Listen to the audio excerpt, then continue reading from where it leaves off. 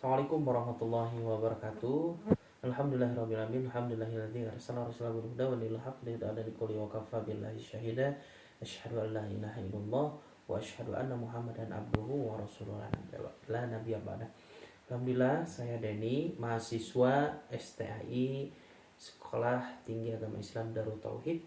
Alhamdulillah, pada kesempatan kali ini kami membuat video yaitu mata kuliah fikih zakat dan wakaf, yaitu sebentuk bagian dari tugas dosen pengampu Ustadz Ahmad Yusdi Ghazali LCMH, insyaallah dengan tema amil zakat, tentunya juga pengertian dasar hukum amil zakat, syarat dan tugas dan wewenang serta ketentuan ujrah bagi amil, seperti itu. Baik, yang pertama yaitu adalah pengertian amil zakat. Amil zakat adalah orang atau lembaga yang secara khusus ditugaskan untuk mengelola zakat, tentunya mulai dari pengumpulan, kemudian mendistribusikan hingga melaporkan zakat. Mereka menjadi perantara antara muzaki, atau muzaki itu bagian dari pemberi zakat ya, dan mustahik menerima zakat agar zakat bisa tersalurkan secara adil dan tepat sasaran tentunya. Tentunya dalam dasar hukum amil zakat ya, yang pertama ya Al-Qur'an ya, jelas. Allah Subhanahu wa taala berfirman dalam surat At-Taubah ayat 60, sesungguhnya zakat itu hanyalah untuk orang-orang fakir, orang-orang yang miskin, pengurus-pengurus zakat amil tentunya ya. Para mu'alaf yang dibujuk hatinya untuk memerdekakan budak ya, tentunya juga orang-orang yang berhutang untuk di jalan Allah, dan orang-orang yang sedang dalam perjalanan sebagai sesuatu ketetapan yang diwajibkan oleh Allah Subhanahu wa taala. Bahkan Allah Subhanahu wa taala Maha mengetahui lagi Maha bijaksana tentunya. Ini bagian dari dasar hukum amil zakat.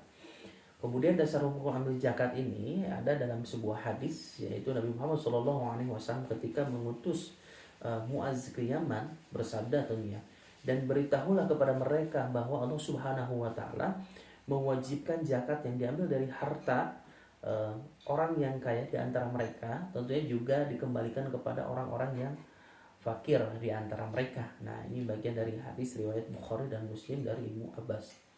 Bahkan Rasulullah SAW menugaskan seorang laki-laki dari Bani Al-Asdi yang bernama Ibnu Al-Lutbiyah sebagai ambil zakat yang di daerah Bani Sulaim ya.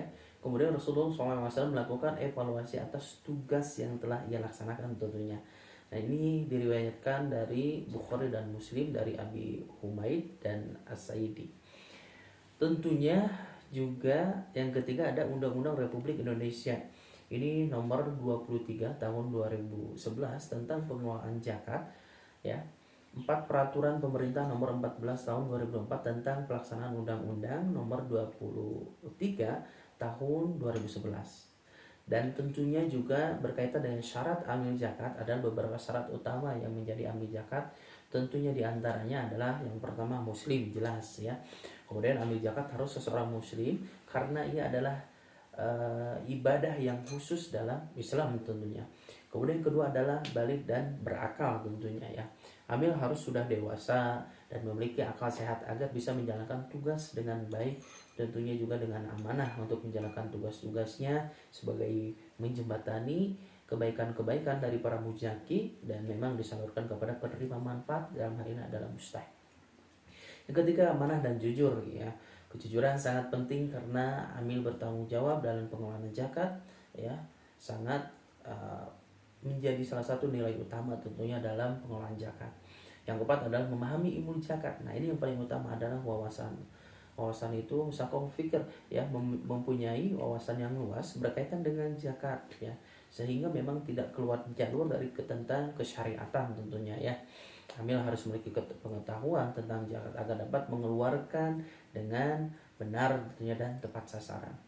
Nah, tugas dan wewenang amil tentunya sahabat semuanya, yang pertama adalah menghimpun zakat dari para muzaki, kemudian mendata dan memverifikasi mustahik sesuai atau tidak sehingga benar-benar tepat sasaran, mendistribusikan zakat secara tepat sasaran sesuai dengan asnaf, bahkan melaporkan dan mempertanggungjawabkan pengelolaan zakat secara transparan, memberikan edukasi zakat kepada masyarakat.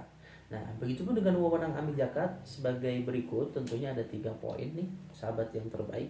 Menentukan besaran zakat berdasarkan ketentuan syariah tentunya, dan menetapkan mustahik berdasarkan kriterianya berlaku gitu ya. Menerima ujroh atau upah ya dari zakat sesuai dengan ketentuan. Nah, ketentuan ujroh bagi amil dan zakat, amil zakat berhak menerima dari dana zakat sebagian imbalan atas tugasnya. Ketentuan ini didasarkan pada dalil dalam Al-Quran, Quran surat At-Taubah ayat 6, dan diperkuat dengan regulasi pemerintah tentunya. Besaran ujroh dari Undang-Undang Nomor 23 Tahun 2011 menyebutkan bahwa amil dapat menerima maksimal 12,5% dari dana zakat yang terhimpun. Besaran ini bersifat profesional dan bergantung pada skala kegiatan serta efektivitas pengelolaan zakat. Nah, sahabat amil semuanya, tentunya juga amil zakat adalah pilar yang sangat penting dalam sistem zakat ya. Bahkan amil zakat bukan hanya pelantara saja ya, tetapi juga penjaga amanah yang memastikan bahwasanya zakat itu berdampak ya luas bagi umat ya, kebermanfaatan yang lebih luas. Tentunya juga dari hasil dana sumber zakat ini adalah kebermanfaatnya harus benar-benar terukur dengan dasar hukum yang kuat dari Al-Quran dan hadis, serta tanggung jawab yang sangat besar. Keberadaan amil zakat harus dikelola secara profesional dan amanah agar tujuan zakat sebagai alat pemerataan juga kesejahteraan terdapat tujuan dan target yang memang menjadi bagian tercapai untuk memberikan kebermanfaatan yang lebih luas. Begitu sahabat semuanya ya, tentunya juga penguat pada kesempatan kali ini semoga menjadi salah satu kebermanfaatan dan ini menjadi salah satu wawasan ya. Terima kasih banyak atas perhatiannya dan assalamualaikum warahmatullahi wabarakatuh.